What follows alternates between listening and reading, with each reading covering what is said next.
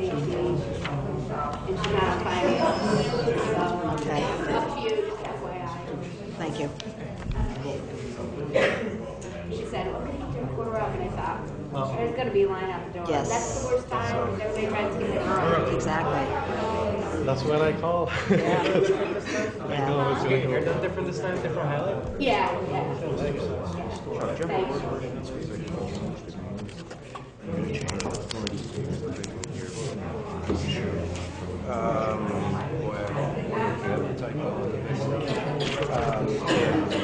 So you want me to read through and see if there's anything more going on?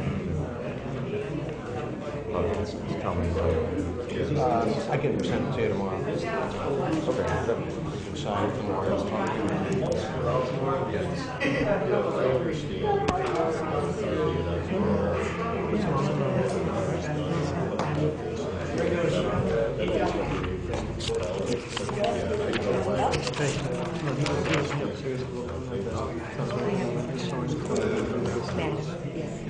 Do you ever go out of order? Occasionally. Well, I see where we are with the house. We tag it, all this stuff. We just sensing the question. Okay. Okay. You have a finance? She was just asking if we can move government ops up. Okay. Yeah. Yeah. We already Right. promised Chief Seaver that he would. Yes, we would do that. All right. Are we good to go? Yes. All right, I'm going to call to order the special meeting of the Schenectady City Council. If the clerk would call the roll. Mr. Riggi? Here. Mr. Ferrari? Here. Mr. Kosher is absent. Mr. Mutavaran? Present. Ms. Porterfield? She is not. She apparently was trying to go to the wake first, so she will be here. Ms. Barrazo? Present. Ms. King? Present. All right, I'd like to entertain a motion, first of all, to dispense with the reading of the notice of the meeting and the proof of service. So moved. All right, second. Second. Mr. Riggi, all in favor? Aye. Okay. And then I will entertain a motion to pass a resolution honoring former council member Joseph Allen. Okay, Mr. Riggi moves it, Ms. Praza seconds it. All in favor? Aye. All right, if there's nothing else to come before the special meeting of the City Council, I will entertain a motion to adjourn. Okay, Mr. Mutavaran, seconded by Mr. Riggi. All in favor? Aye. All right, let's move into committees. Yep. Call to order public safety. First item on the agenda, construction of the new radio tower at the police headquarters. Good evening. Over here. Never let you know where I am. Come before you, I put the legislation together. Construction for a new radio tower at the police department. The present tower is about 42, 43 years old. I came to you about approximately late 2013, early 2014. We had secured some Homeland Security funding for this project. And then we put an RFP out recently and had 3 responses. And with Patriot being not only preferred, the lowest bidder, but also the preferred, the vendor. So it actually all worked out very nicely. Any questions I can Open to any questions? Right now, the project stands at just under $211,000. We have approximately $230-some thousand in funding for Homeland Security, but we still have some funding for a new fence around the tower itself and full security measures as far as that's concerned.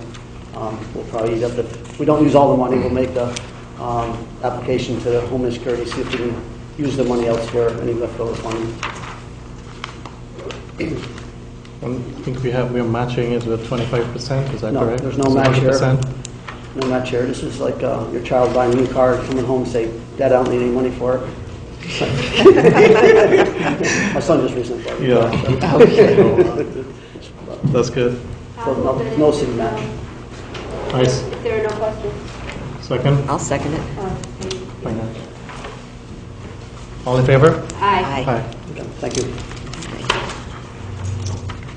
Next item, GE Campus EMS contract extension. Mr. Falsito. Yeah, I sent down the legislative request on this, but it's on behalf of the fire department. I'm seeing them here today. So might be worth it to hold this one for 2 weeks, and the current contract we have is still in effect while we deal with the new one. Hold for 2 weeks. And you can have some for the fire department.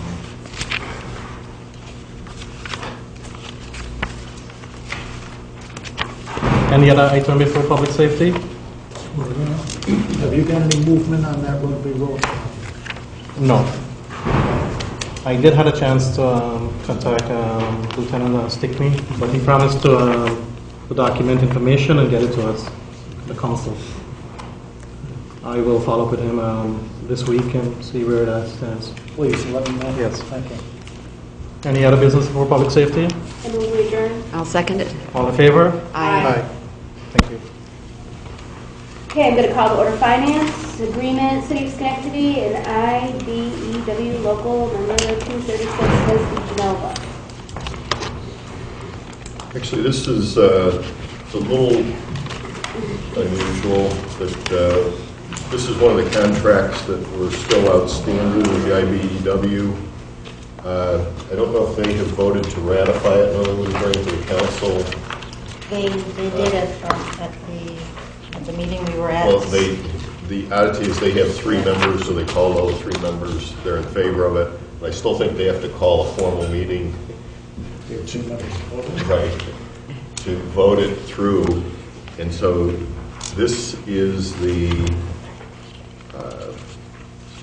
it conforms with the other contracts with the building trades and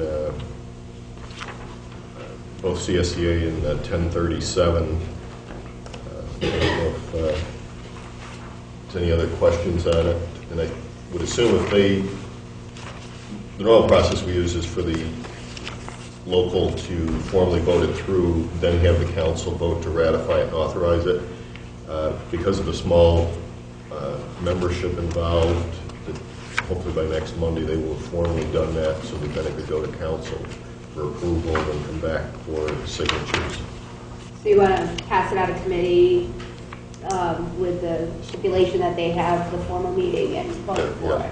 They may have had that formal meeting, but I'm not sure. I know they called the members that day. And Yes. Questions? Comments? No? Okay, so we'll pass it out as is with the stipulation that they have their meeting and vote for it. Yeah, so Second, all those in favor? Aye. Very good. Excuse me. 2015 budget reappropriation, Mr. Genova. So what you have before you is a budget reappropriation that will allow the city to move forward with ordering 2 pieces of equipment that are on the approved capital plan that the city will be issuing debt for in May. This is very similar to the situation we were in last year when we ordered some other large vehicles ahead of time. We're asking for the council to approve taking some funds out of our fund balance temporarily so that we can create the purchase order to order the 2 sweepers that are approved in the capital plan. And then when the bonds are sold and we close, which will be in mid-May, the 15th of May, I believe, we will then pay back the fund balance with the bond proceeds, but we will have had that additional time where the equipment will have been on order ahead of time, and it's a long lead time. Questions, comments? And Madam Chair, also, we're purchasing this using the value-added concept that the council approved the last council meeting, so that we're doing this in conjunction with the town of Niskayuna, which resulted in a little bit of savings, not only in the 2 units we're purchasing, but the 1 unit that Niskayuna is purchasing. Good to know. Questions, comments? Yeah. No, so Okay, I'll second it. All those in favor? Aye. Aye. Thank you.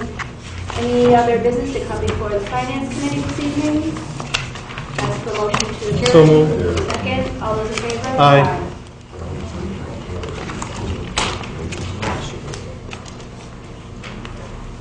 I'd like to call to order Public Service and Utilities. First item on the agenda is the closing of the pedestrian tunnel on Watt Street in Grout Park. And Chris Wallace is here. Good evening. Good evening. So the first item that we have here is the closing of the pedestrian tunnel, Watt Street and Grout Park. I believe we held a public hearing. The public hearing, we did have some comments in addition to a signed petition of some sort with signatures on it. So what we were looking at putting together was a resolution of support from the council to close the Watch Street Tunnel. And once we have that, we would put that together with this backup on our contractor's work permit to the DOT to close the Watch Street Tunnel. This is kind of the request of the state because the tunnel was put up and put in place with public funds, so they wanted to make sure that the public was involved. So this is just the final step in going towards the closure of the tunnel. I've heard absolutely no feedback on keeping the tunnel open. You know, I've heard nothing but, yes, close the tunnel. I had a mole call me. Nice. Any other questions? Second. All in favor? Aye. I'm going to be over for a little while. Yes, you are. The second item is the memorandum with Capital District Transportation in regards to a committee for a linkage study. That we're going to pull for the next one. We did not receive the memorandum, the MOU, in time. I was hoping to get it by Friday at noon. However, I should have it this week. It's not a time-critical thing, so we'll just pass it on to the next time. So we're awarding the bidding contract to Callan Industries for the City of Schenectady's 2015 paving program. Correct. So, yep, we have paving contract was actually very tight this year. The difference between the first and second bid was a mere $65,000, which is extraordinary. We had 3 bids. The third was Reifenberg, who was doing a lot of work in the city. They were in the ballpark, but not quite as close as these. We are doing, once again, restoration of certain roads within the city. We are flexible. We are working with our streets department. We are listening to the community about what roads they believe are, and we are doing evaluations on a constant basis to keep this updated. But this is the program as it stands right now. We are beneficial to have it out and back so that we can hopefully start in early May. We want to really get on Altamont, Brandywine, Edison. We were already milled because the surfaces were so disrupted, to say the least, by the season. So the other thing that we have here, just so you're aware, as part of this, we have a letter of support from the Rose Garden Restoration Committee.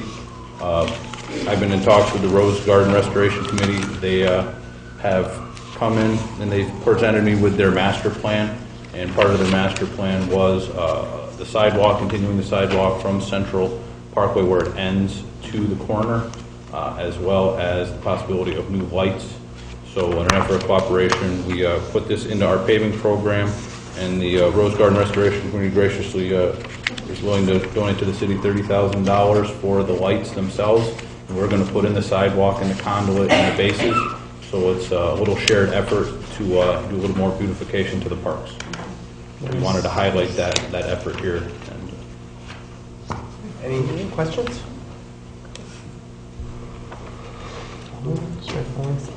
All in favor? Aye. Any other items to come before Public Service and Utilities? Motion that we adjourn. All in favor? I'm going to call to order Health and Recreation. The first item on the agenda, if you can say to Mr. Wellen, ABC Golf Course Fertilization and Pesticides. So this is our annual fertilizer and pesticide turf supplies contract for the municipal golf course. We received, I believe, 7 bids. This is our most complicated bid that we do every year.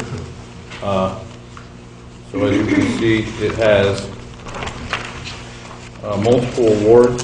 What we do is we put it out, we look for equivalent. It takes Colleen, my assistant, quite a while to put all this together, working hand in hand with Mike Cesny. And we've double-checked this, triple-checked it, and so these are the awards that we have. The Valley Green, Winfield Solutions, Helena Chemical, Andre & Son, Harold, and John Deere Landscaping for those select items. This is within our budget, and stands up to past awards that we've done. Are there any questions? Entertain a motion? I'll move it. I'll second. All those in favor? Aye. Okay, the second one, the Central Park Pavilion roof replacement. Yes, Central Park Pavilion roof replacement. That was put out a couple weeks ago. Just to focus your attention on. We put the contract out, the bid out 2 ways. The bid was done with a base bid to restore as is, which was an asphalt roof. However, we did put an alternate bid in for a metal roof at the recommendation of one of our carpenters and some other people due to the slope of the roof being so flat. One of the issues that we have with the roof is you can tell that pine pitch, needles, leaves, debris tends to accumulate on the roof. That has led to the degradation of the roof. The roof is only 15 years old, but it's seen its share because of just the amount on there. So we put in there the alternate to do a metal roofing system with a 50-year life. The metal roofing system would be a little bit more cleansing of itself during water events. It shouldn't have it, and we should get an extended period of life out of it. As you can see, the premium difference between a base bid for the non-metal and the metal was approximately $9,500. That was, in our mind, well worth it given the length of life that the asphalt shingle roof had on there. Also, this is well within our budget. So we're recommending the alternate bid for the metal roof at the Pavilion. Any questions? So, once we award the bid, do we know when, I have questions, when the work? Once we award the bid, they will begin, yes, right at the beginning of May. Okay. We have on here a completion date of June 15th. They should be able to make that. They just want once they have the contract, they're going to go to make sure that they get the metal here, because that's the lead time is on the metal roofing itself. But they have not explained to me any reason they can't meet the schedule. Okay, thank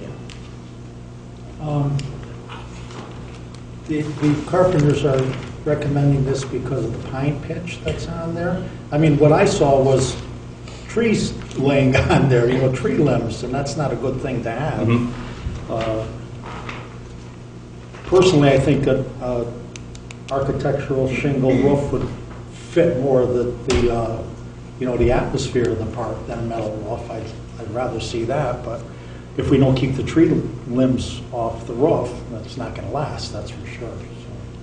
So. And this is something we've looked at, of select pruning of the trees above it because of that issue that we have. Another just point of note, I wanted to almost put it in the backup, was that the bidder that we did not award to, the one who had the low bid for the asphalt shingles, I reached out to him to inform him on our decision. He actually wrote me back an email that said, I concur with your recommendation. I believe a metal system is the appropriate for this roof, and he's looking forward to the next bid. So that kind of put me at ease as well, because we went out and we talked to not only that, our carpenter put us in the ballpark and said, given the slope, it's 3 on 12, it's very gradual, and we started getting some prices, and we said, let's look at this.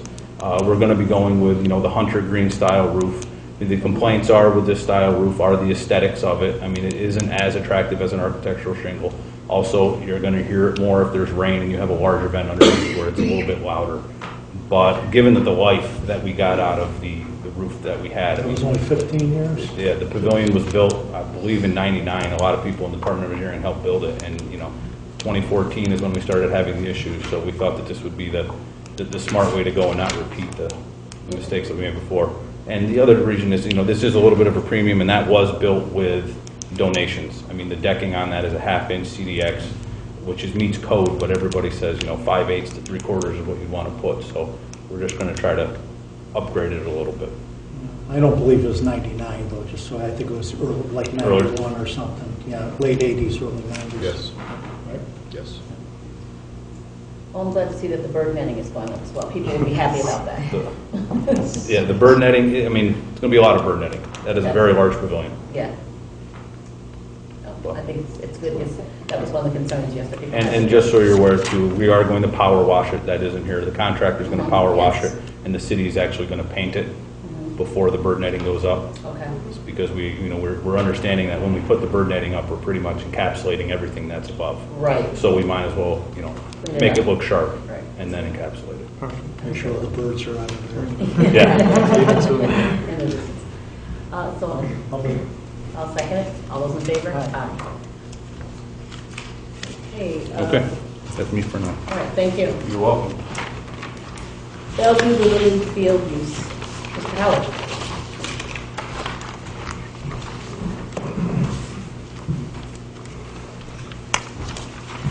So this was brought to our attention late last week, and I believe this is on for discussion today. Yes.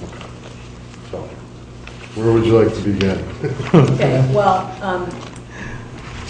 There's a group, Upstate Premier Baseball, that is interested in using some Little League fields. So I think where we should begin is what the use of the current fields are, and is there room for other teams to play? I know in particular that we're interested in Bellevue, but I understand the condition of the field is not that great.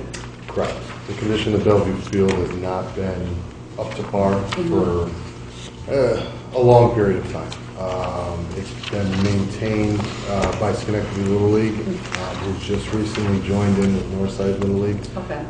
So they now have not only Northside's facility, they have the facility on Mike Mayetta Way, and the current Schenectady facility there, and then the JC facility on Oregon Ave, which has 3 different fields there.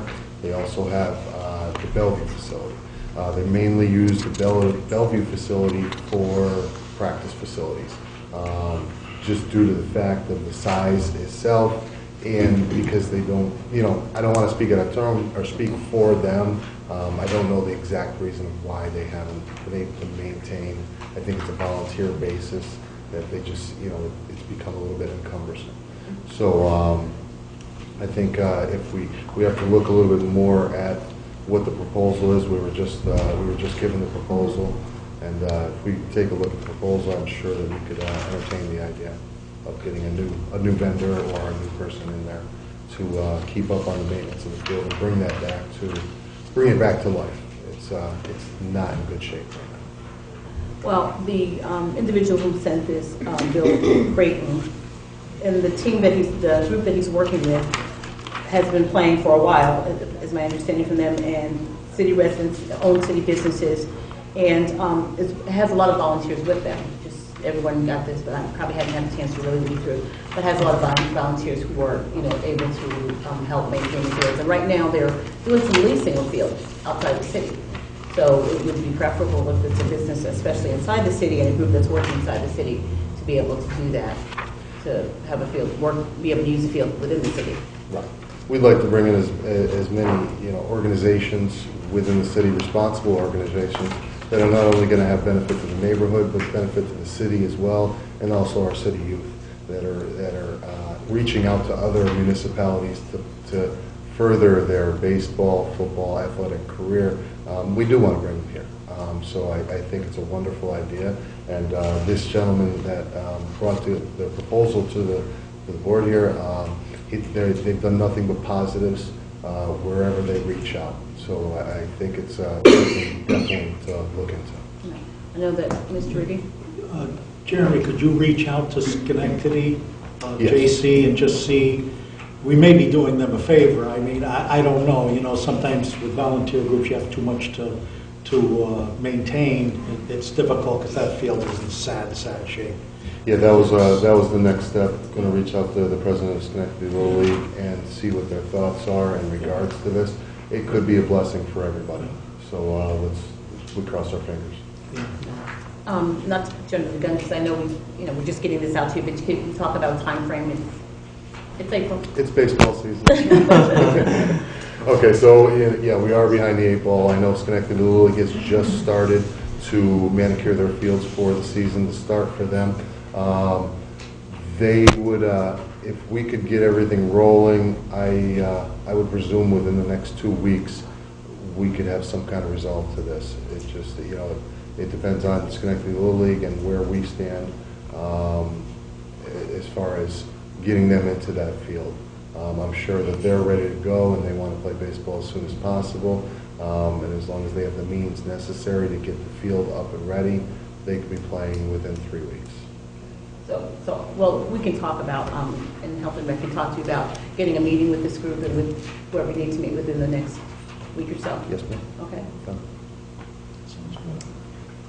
Well, if we could resolve that in the next week, and we have to see what the current agreement is. If we have to terminate that, establish this one, would we be able to do it by next Monday and then just ask that something go forward by unanimous consent? Time frame, yeah. As long as I can get the parties, we'll start immediately first thing in the morning and get the parties involved. And I'll talk to the president right away and see if we can do this. If we can, if he's willing to, I'm sure we can make it happen within a week. down, it'll be 3 weeks really going into. All right. Yeah, and they want to, I don't know, I haven't read through, but I don't know if they want to play, if they're playing recreational ball or if it's travel, because there is a difference. They do travel. It's more travel. Yes. So they're going to be looking to play after the Little League season has almost exhausted itself, because they really don't like to intermingle the two.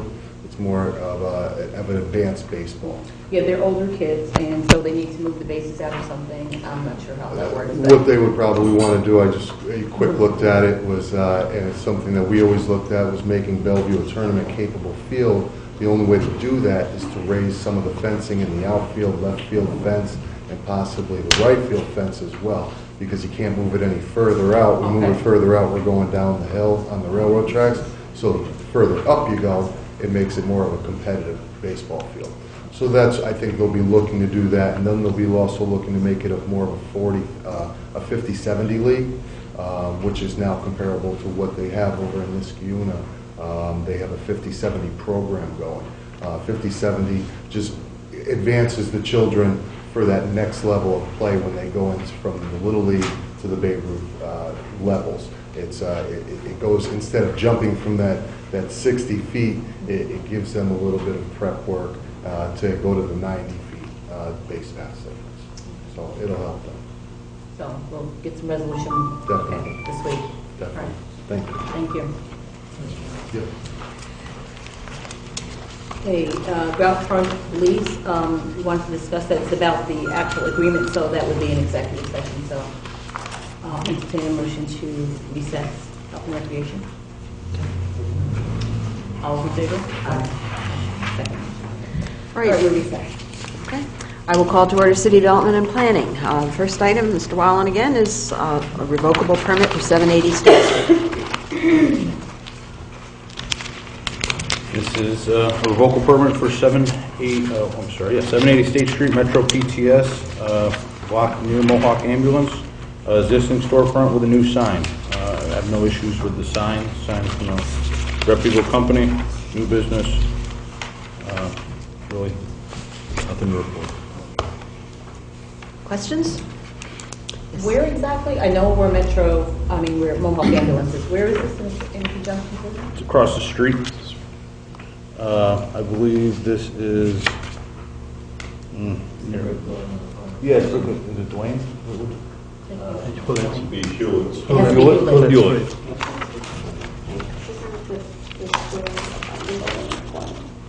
This isn't going to be a convenience store? It would have gone through planning. I don't make a determination. The sign comes to us as the sign hangs over the right of way. Okay. I'm trying, I know exactly where it is. I just never noticed that sign. It must be very new. Or they're just showing you what it's going to look like there. Right. This is the rendering. This is the rendering. They're just looking to put one in. Put one in. It's not there now. Yeah, there's multiple storefronts on this Yes, building. there is. There is a convenience store there already. And I guess this is in between the two. Okay. All right, any other questions or comments? No, I'll entertain a motion to approve it. Mr. Ferrari, second by Ms. Porterfield, all in favor? Aye. Okay. Thank you. Yep, thank you.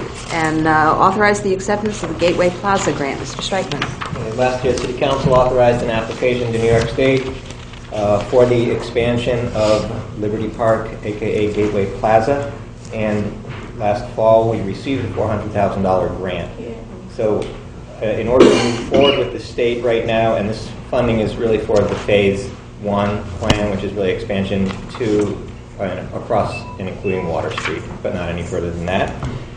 In order to accept it, I need a resolution accepting the grant, to authorize the mayor to enter into a project agreement with the state, and also issuing a conservation easement to New York State on acceptance of the funds, which basically we put an easement on parks. Whether there's an easement or not, it's going to be hard to make it not be a park anytime in the future anyways. So that's what is requested here for basically for those three items. There would not be any, you will not see anything happen this year. This year there would be a design of the project. There would be also Phase 1 archaeological study, and then anything designed would be implemented next year. Ms. Brazo? Will this money help to cover the removal of the berms? Or Yes, is that? the berms are absolutely part of it. We'll still have to go into a little bit of design, but it was always intended that those will be removed. Good, that's good news. Any other questions? Okay. Just so $400,000, and we're taking 25% is the matching fund. 25% is matching, which Metroplex has said they would provide that. They haven't done it by resolution yet, but that's what we're looking for. So it's a $500,000 project. Plus there might be some additional, depending on what the city's paving project is, or if they have money for sidewalks, we may look for that. It may be used elsewhere. We still have to put the budget together this year. Okay. So in order to put the budget together, we need to get a little more into the design. Okay, and can I clarify that this is a grant just for this project? Correct. Okay, very good.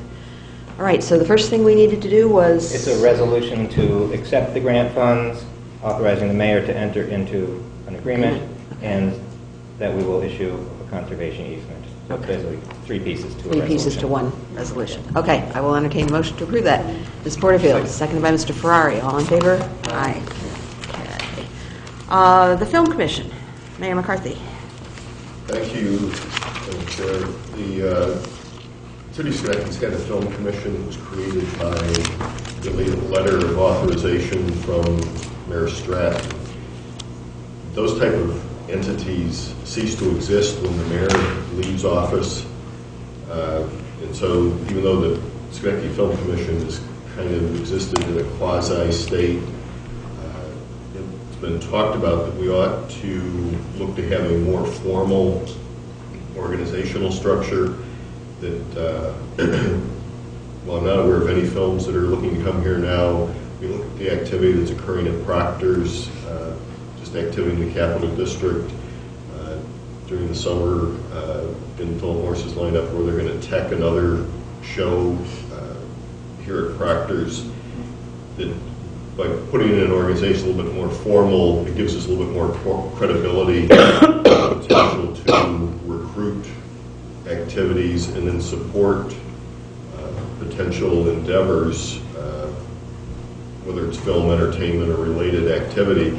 So I'm throwing out the council whether we want to put it right in the charter, do we do it by resolution, we have some outreach, but again, to do something a little bit more formal than what exists now. I think that makes a lot of sense. Other thoughts? I mean, Ms. Brazo? you know, obviously we are attractive, right? We've had, you know, Police Beyond the Pines was pretty big endeavor that chose Schenectady, and so it seems as if, you know, it would add some validity to be more official. Mr. Riggi? Makes sense. Yeah. Should start. Okay. So we do it by resolution, or? In Yeah. the progress. Managers, Yeah. is there any one way or the other? Well, you do it one way and you look back and tend to be So there's a better way to do that, right? either brilliant or no, you should have done it. Ms. Brazo? Where, I have to ask a naive question, but where do the other commissions live? I mean, where, are they by resolution, are they in the, you know, have? I think I haven't done specific research, but it varies by locality where, you know, the bigger cities have them as a formal part of the city government. Mm-hmm. I'm not looking to staff anything or do anything at that level, but to let the decision be to whether you just do it by resolution or put it in the charter, which is a little bit longer process, and then decide whether it's going to be, you know, a 7-member board or 10-member board, and who would be the representatives from it.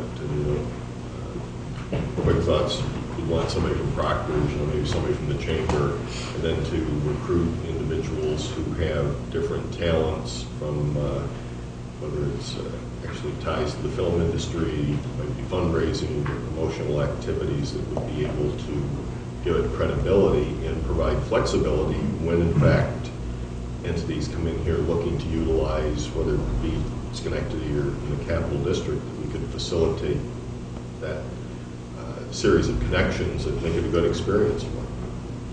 So where is it easiest to make changes to? As a resolution, right? Yes. So if there isn't a strong, argument, I would say then make it by resolution, because then at least we can, if we Tweak become it. the film mecca of the world, That will look we upgraded. can make easy changes to protect the city if it's via resolution. So. Yeah. Okay, so I'll entertain a motion then to create the film commission by resolution, and then we'll come back and tweak it in terms of size and all of that, or do Well, you? we put that right in the resolution, so I don't, Okay. again, I don't have any strong feelings. Okay. Maybe the next day or two, we get something together, get it out to the council, people for agreement, can act on it next Monday. If not, we'll just hold it for 2 weeks to fine tune it. Can we see what's in place now? Yeah, it's What was originally? Yeah, it's really a letter, but yeah, we'll Okay. get that to you. All right. So are we just going to wait until we bring it back in 2 weeks to see what? Well, we'll wait and see if we can get something together this week, and we can entertain it, but entertain it for unanimous consent on Monday night, or if people have questions or want to talk about it more, we'll hold it for 2 weeks. Okay? All right. Moving on, the Consolidated Plan. Ms. Mancini. Okay. First one. First one, I have, so I'm doing a presentation on the mayor's recommendation for the consolidated plan, and this year is a very special year. We've got the 5-year plan as well as the 1-year action plan. So, Steve, if you wouldn't mind, thank you. The 5-year consolidated plan process is kind of like a 5-year future focus plan, looking to kind of take everything that we do into one single community development strategy, using consultation with our community agencies that we do business with, as well as citizen participation. And it kind of like outlines the future focus look at our CDBG, home, and ESG funding for the next 5 years. So it's 2015 to 2019. 2 large parts make up the 5-year plan, one of which is this needs assessment, which is currently available online. It's a very large document, 100-page type of thing, housing market analysis, a whole bunch of data. It's currently on the city's homepage. The second part, which is more or less what I'm going to be mostly talking about today, is the proposed funding allocations for this upcoming year, the federal fiscal year starting in July. Keep going.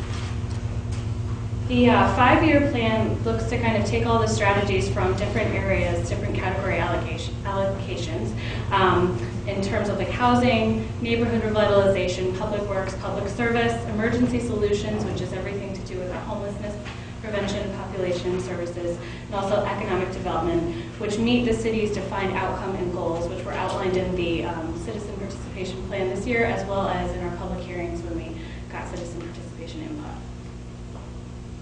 Thank you.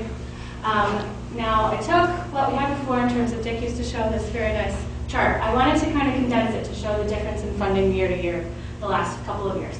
So the biggest thing to show is from 2013, 2014, 2015, you kind of go from 2.5 million, up a bit, and we're back down. We're back down, we're going to probably keep going down. So that's been the struggle for us in trying to determine the funding allocations this year. Is last year we kind of had a robust amount of money. This year we had a $700,000 decrease. So this is our anticipated available funding for this year. It includes each of the funding streams for a total of $2.6 million. We are proposing to fund 31 projects, and these are the HUD allocations, and then including the prior year recaptured funds, which is not a huge balance, $42,000 and change, and then also program income for the Home Investment Partnerships Program, which is $8,000. And again, just wanting to show the difference in the funding, I broke it out upon each of the different funding streams. You can see that everything other than ESG, and ESG went up just a little bit, everything went down, including home. Home went down by 17% nationally. So we're taking quite a bit of a cut in our housing assistance programs. So, without further ado, these are the funding allocations proposed for this year. So, starting with the category, economic development. The community loan fund of the Capital Region was funded last year. This is to fund the operation of the satellite office, the Albany Street Business Center. The organization has been doing great work. They provide lending, training, and technical assistance to low, moderate income individuals and organizations. The emergency solutions funding, again, this is our homelessness funding. Bethesda House for their homeless housing eviction prevention program. This is to more or less prevent homelessness and assist those rather than getting evicted to kind of maintain some stabilized housing. The day program drop-in is a day program for homeless, disabled, and disadvantaged individuals in our community. Both of the CARES things, the Homeless Management and Information System, otherwise known as HMIS, and also the Continuum of Care Administration, this is our city match to CARES to administer a regionalized continuum of care, which is our homelessness services, as well as to do the Homeless Management Information System, more or less a database where a bunch of information goes in relative to our homeless populations regionally. So it's for a little bit more structured regional planning. The Safe House is to pay for salaries and fringe of a manager and street outreach worker to do the temporary shelter there for youth. And then SCAP, the Homeless Prevention and Rapid Rehousing Program, also prevention of homelessness, but this particularly is related to kind of court and legal related assistance. When we get to public works, we've got code enforcement. This is just to do regular program delivery. Office of General Services is for the SNAP stuff, the crews that go out and work on the housing and the related neighborhood work. This is an offset of departmental costs through CDBG allowed uses. The Department of Development's Community Development Program Delivery offsets the program delivery staff costs out of my office. Engineering Department is the Street Rehabilitation Program, otherwise fondly known as the Paving Program. This year it will pay for 0.45 miles to be rehabilitated. And the Section 108 loan guarantee, this is something you'll be seeing every year. This is our annual payoff of our 108 loan. Neighborhood revitalization, the first one is BNI's housing counseling program. It's better known as that. They're the only HUD certified housing counseling program in the area, so we like to fund their program. We get a lot of business. Hamilton Hill Arts Center Project Outreach, that's also something that we've funded before. The funding for this helps to offset the executive director's salary to kind of do the programming there. This is the same amount that was proposed last year. And the MCTAP Technical Support Services, that's also the same amount as last year. And that program and organization provides technical support services for minority contractors. In terms of public service, these are all across the board funded, being proposed to be funded at the same amount as last year. So Boys and Girls Club, it's to do the park programs at both Quackenbush and Steinmetz Park in terms of the park management. Capital District Center for Independence is the Office of Disability Services, which is in the ground floor of this building. They're open 5 days a week. They provide a lot of assistance to our disadvantaged population here. The Youth Bureau, kind of connected back up to the Boys and Girls Club, is for the Hillhurst and Steinmetz Park programs for the summer. Second, Summer Lunch Program, which is obviously very well known. And the police, to fund 4 officers in terms of community policing in our low mod-income neighborhoods. The YMCA is the Jerry Burrell Park program over the summer, which also has nighttime basketball. And the YWCA, which is to operate the East Front Street Pool. Housing assistance is where we took the largest cut, so just keep that in mind. Bethesda's Rapid Housing and Eviction Program, it has to be funded through the home dollars. And it actually provides housing and eviction prevention services to individuals. Later on down the line here, SCAP does that to families. So they're like the same program, just geared towards different groups. BNI and Community Land Trust both get administrative and operating costs through our office. This is through the home and CDBG dollars. They are a CHODO. They get set-aside funding through HUD because they are a CHODO. So this is a 5% cap that we're allowed to provide them in terms of their operating costs. The BNI Homeowner Renovation Program, it's phase 2 of a program that was funded last year. So kind of offset, they kind of didn't quite realize the level of funding that they're going to need for the program, so we're kind of bumping them up to have a phase 2 to complete the whole program. Community Land Trust, the Housing Counseling Administration, that's their housing counseling program, which is a little bit different than B&I's. It's specific to the land trust model. And down further, their homeowner occupied rehabilitation program, that's something that's been being funded for quite a few years now. They go in and they do a lot of rehabilitation of the house for people who actually like to own a home and live in a home. It's a great program. Habitat for Humanity's Carey Street Townhomes is a proposal that we're working with the land bank on to do the conversion of some houses over there. They're demolishing them and making them into townhomes. It's a great project. And we just talked about SCAP, and SHDFC is the second mortgage program, which is a normal thing to be funded. Every year, it's a great way to help offset people with closing costs and down payment assistance.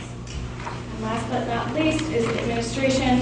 This is the first two were to offset departmental costs, to offset my department and also finance that does some of our reporting back to HUD for us. And then also our contract with the Schenectady County Office of Affirmative Action, the contract for affirmative action, minority, women, business, enterprise compliance relative to contracts and also recruitment. So our 30-day comment period begins on Thursday, lasts through May 8th. And all written comments are to be submitted to my department, the Department of Development, and I'll have a slide at the end to show kind of where to send it. But I did want to point out we have a public hearing scheduled, and tonight we're calling for a public hearing.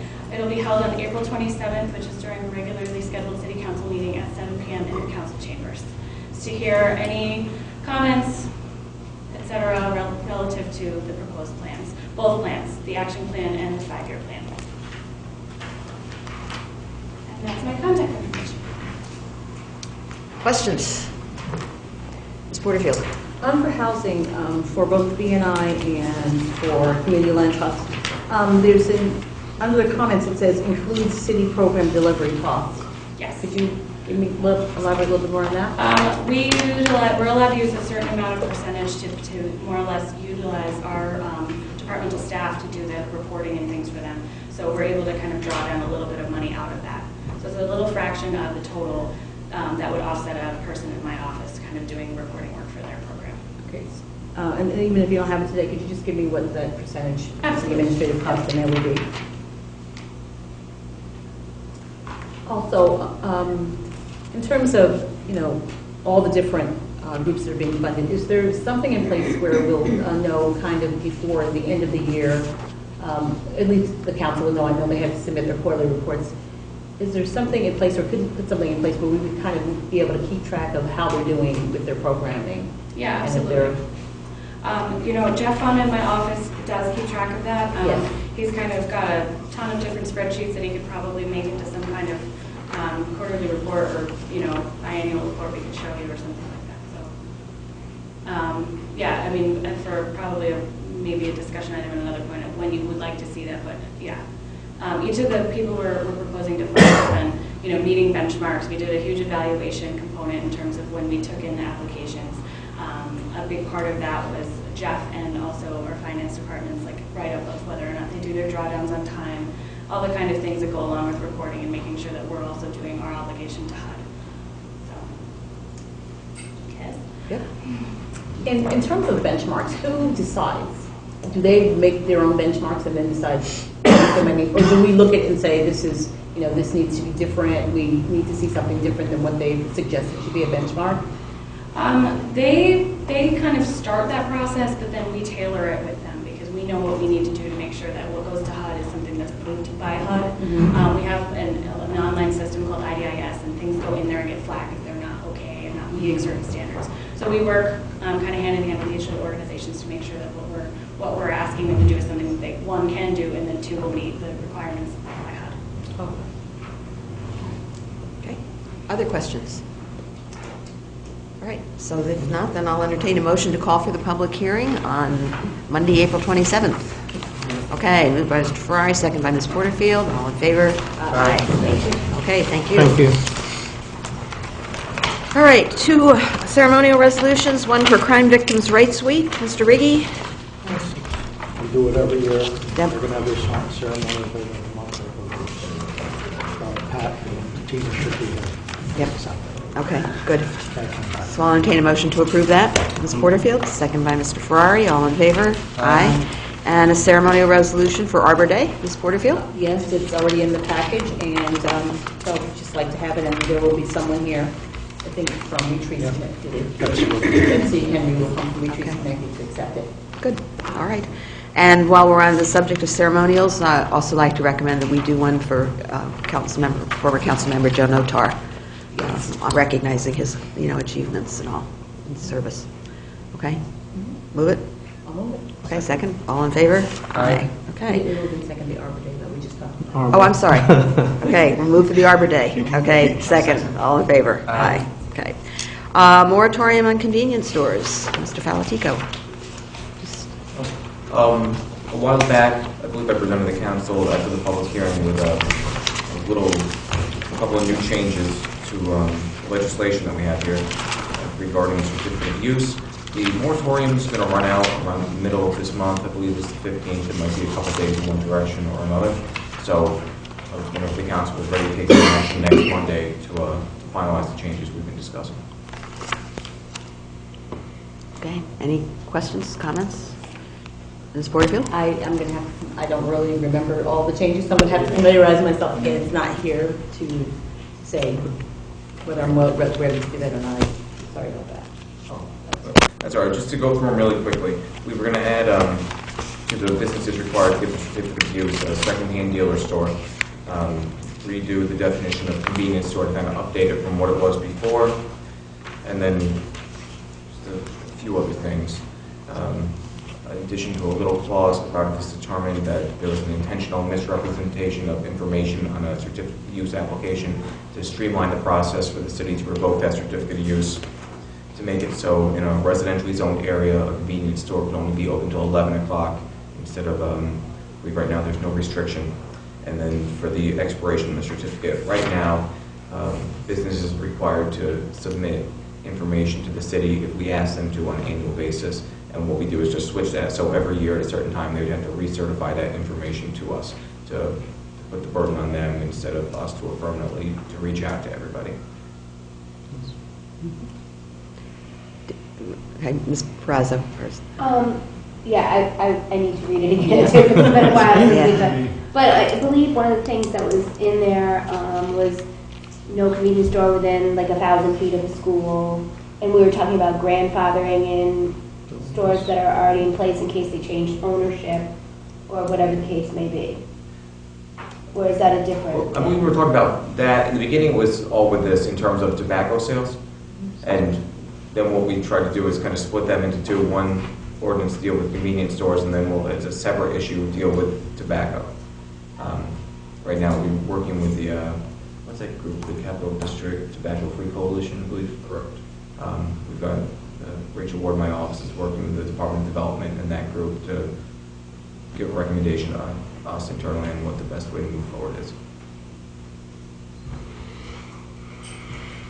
Okay, so that 1,000 feet from the school isn't in this particular list? Correct, it is not. No, and it wasn't Okay. to limit stores, it was to restrict their ability to sell tobacco products. Ms. Porterfield? I didn't hear you mention, I recall there was something about when there's a change in ownership, and I didn't hear you mention that in your legislation. That's currently in there right now. I just went over the changes to what we have, but if there's a change in ownership to a business that requires a certificate of use right now, then they would have to get a new certificate of use. It would be the same as it currently works. There wasn't some change that said something about if it's family, that wasn't new to the legislation? I don't recall that, but I can send this out to you and we can talk about it Yeah, this week. Because in that particular, unless it was already in there, I have some concern that if there's a family that owns a business, that you're treating it as a change in tenancy if it's the same family.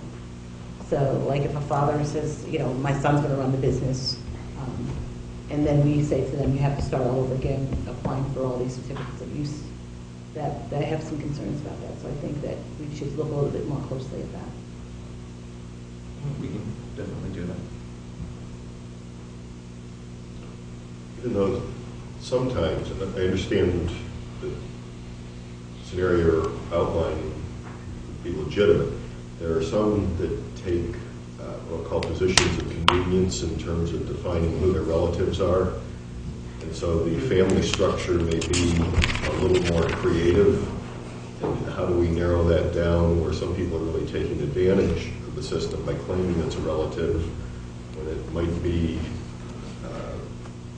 they're claiming to be a cousin when, in my mind, sometimes it's not a cousin. It's DNA. DNA test. I understand what you're saying. So, I mean, do we narrow it down to immediate family and then define what immediate? It might be. That might be a simpler way to, put lines of succession in the business so that it would be acceptable, as opposed to, again, what I'll call positions of convenience, where people are creatively changing the paperwork, which question what their motives are. I understand you want not wanting to be like real extended family, but I think within immediate family, I don't think that's something we should say that, for whatever reason, my brother's going to take that's immediate, or my son or something, we should start saying, you need to start over with this process. So, and lastly, you mentioned in there about every year, how would that look for them to actually be the ones to reach out to us? Is there a set time in terms of when they should say, okay, now it's time for me to renew this? Yeah, we would set a time of year that they'd have to recertify by, and what that would do is, previously, I think back in the 90s, the number of certificates of use were given out that had they never expired. Right. So right now, some of those are easy to track down, and some of those continue to pop up that we haven't always seen. So it would force them to come in, and actually says by the end of the year, they have to come in, they have to recertify. If they don't recertify, then those will expire, and they're free to reapply for. So the ones that are out there now that have no expiration date have till the end of this year?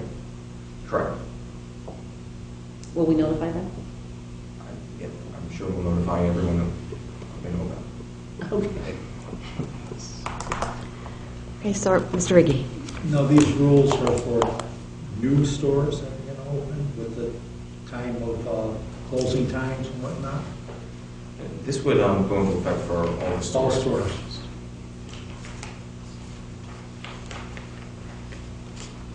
Can we get, I know we got, can you send copies of this to? Yeah, you probably got it. To me anyhow, because So, I can research and try to find it everyone. again. but- Yeah, I'd like to see it again too before we make decisions. Like, and soon, not morning. Tomorrow is good. I'll do it tonight. Yeah, good. So are people comfortable putting this on the agenda for Monday night? I'm okay with it. When does it expire? Will we? This will be the last council meeting to vote on it before it expires.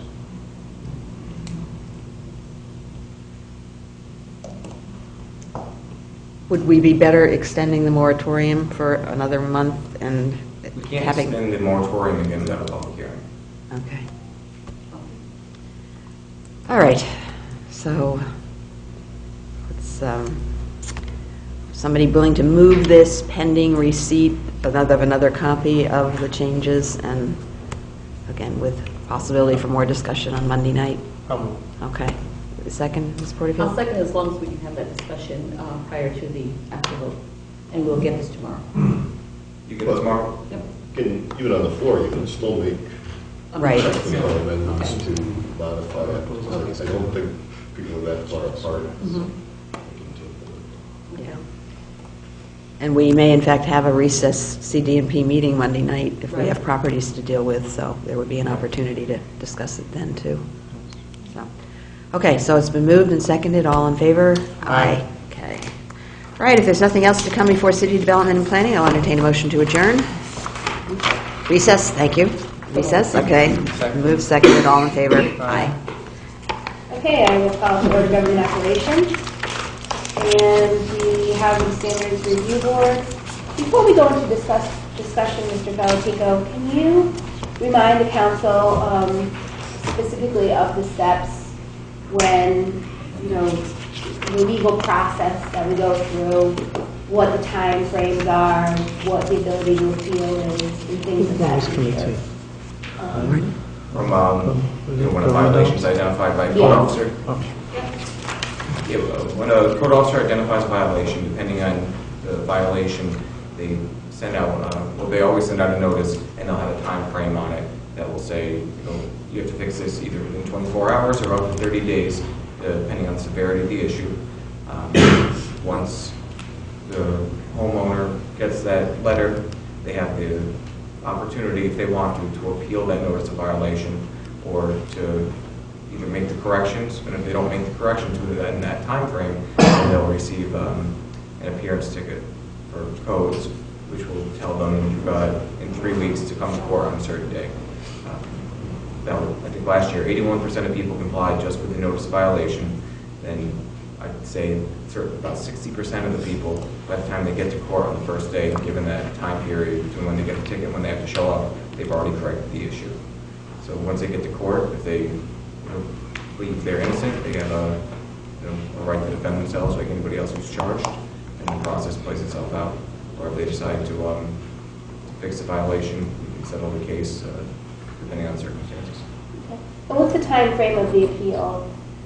Like, in how much time is there between when the violation is written and when do they have to appeal? I believe it's 10 days. 10 days. From receipt of the violation. Okay, but it's essentially from receipt of the violation, it's a 30-day period to when they go to court. Yes. Regardless of whether they appeal or not. At the minimum, really. I just wanted to be perfectly clear on that, because one of my concerns about the board and some of the things that have been suggested as duties, I think could hold up a potentially dangerous situation. So I just wanted to understand exactly how that worked. So we had a public hearing on the proposed changes and looking for comments and questions as to, what we're very comfortable hearing versus what we're proposing.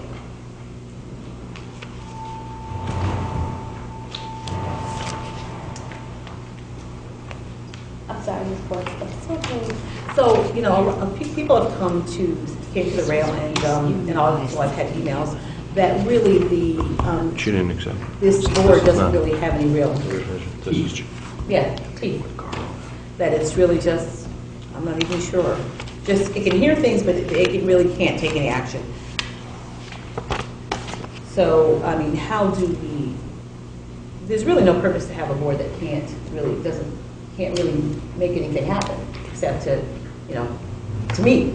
So I suggest that we take a look at some of the concerns that people had and say, how can we, consider their concerns and see if there's something that we could do to further modify the review board legislation to see if in fact it could, have a real purpose. So. Yes, And that was one of my concerns too, to kind of like broaden it a little bit, to give them a little bit of leeway.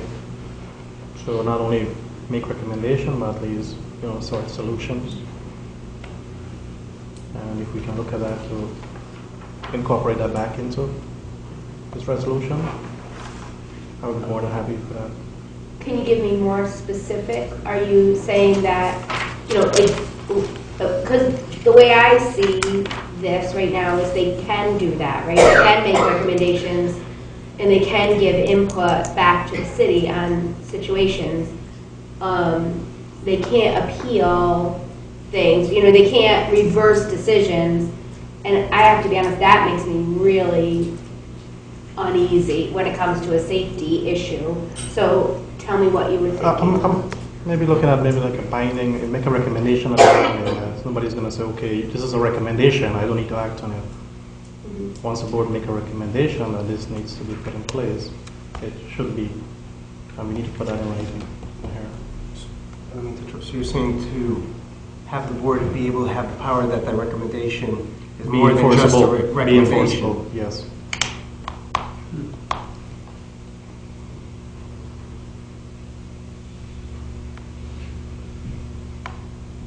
Faltico, do you have any input on this? Without the specifics of a situation, not a ton. It just goes back to what I've been saying since the beginning. The majority of the powers that this board has right now, even though it says that they are binding, they're not legally enforceable. Okay, well, specifically, there's one that I didn't think would change with the housing survey. See, it's on page 92 of our package today. And that's been totally taken out. Yeah, I took that out because I didn't anticipate the board being funded to create housing surveys. But that would be up to you and the mayor. I'm sorry, which section is that? It's C. Page 92, C. So your assumption is that they wouldn't be as a volunteer basis, that there would have to be some funding attached to that?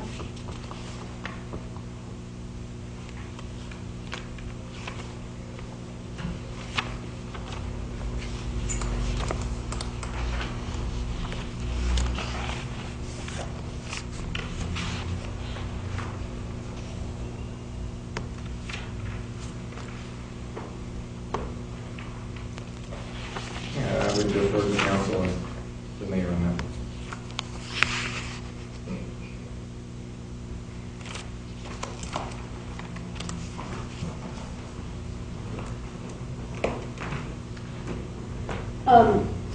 So I feel like for us to consider as a council, giving them the ability to make recommendations that are binding, I think we would have to have some very specific parameters on that.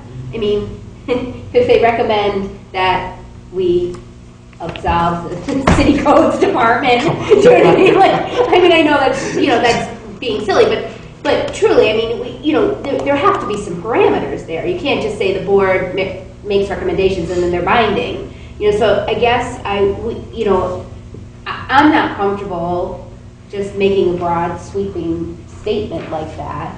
I would want very specific language as to what types of recommendations they could make that would be binding, right? That would make sense. Yes, Mr. Brady. I'm a little confused on what exactly changed from when this was created originally till now, with all the redactions that was done. That's what kind of confuses me. This seemed to be an already document when it was first put together, but now most of it's been removed. Yeah. Right. So what was the problem? What problems came up? Why a lot of stuff is removed? Most of it is. From, if memory serves me correctly, there was some things in here that were just outright illegal, like being able to determine entry and egress, and also being able to enter a property at any given time. I think that's where the law department started to, you know, make the changes specifically on things that were illegal. I understand that one, like E, where you could just enter a building and do investigation, because that didn't make sense, and it also, you know, you could put people at risk, people in public, who weren't employees. But I don't think that applies to all of it, and most of it's just gone. It's just, most of it's just taken out. Absolutely, almost all of it's taken out. So, I'd like us to, you know, maybe to not just over tonight, but just kind of be able to go through each one of them and just, for those that aren't obvious, like people going into buildings and for investigative purposes. And that for me is pretty obvious. But the one like for the housing surveys, that's not obvious to me why it's been removed. So I'd like to better understand exactly the reason behind what's being removed and why it's being removed.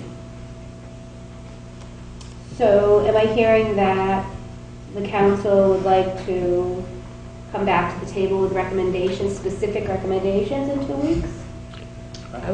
Or specific questions. Right. I think is what I'm hearing Ms. Porterfield say. And That- or, yeah. The broad isn't going to work, so. Right. It's almost making it more of a club rather than a board, you know? Well, I see it a different way. I see it as a mediation service. And I think mediation services are absolutely powerful. I think they can bring two people that are on opposite sides of the issue to a common ground in the middle. So I don't see it as a useless board. I get very nervous around talks of, you know, appealing decisions made by the codes department. I mean, we have a very specific and important code of safety for our citizens. And I think to put that in the hands of a board is to me, a very scary thing.